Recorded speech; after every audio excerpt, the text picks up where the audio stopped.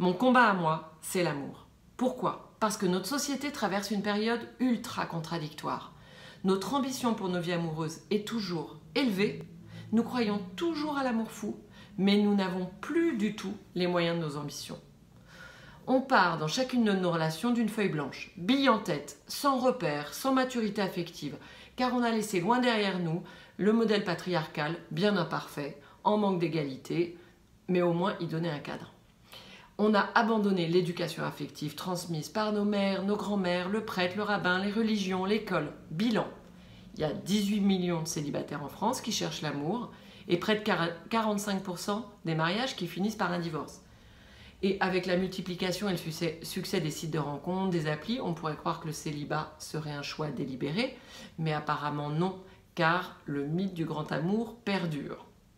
Bref, les conséquences. Moi, je ne veux pas plomber l'ambiance, mais l'isolement affectif devient un problème de santé publique. Les chiffres sont là. Il y a 40% des enfants qui sont isolés de leur père suite aux séparations, au divorce. Une des premières causes de suicide, c'est triste à dire, chez les adolescents, c'est la rupture amoureuse. Les séparations, elles sont souvent associées malheureusement à un risque accru de dépression. Le manque de civisme en amour, c'est un problème chez les jeunes, mais qui commence à atteindre les moins jeunes. Le harcèlement, les violences conjugales sont évidemment inhérentes à un manque d'éducation affective.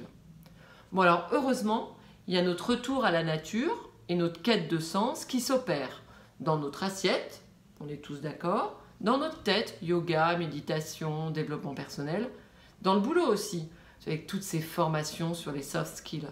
Mais alors l'amour, pourquoi comprendre pourquoi tout le monde se plante, se fait mal, se distance, se déchire, mais tout le monde s'en fout.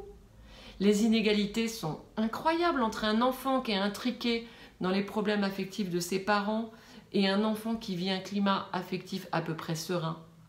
Donc moi, j'ai l'impression d'être la Nicolas Hulot, mais d'il y a 40 ans.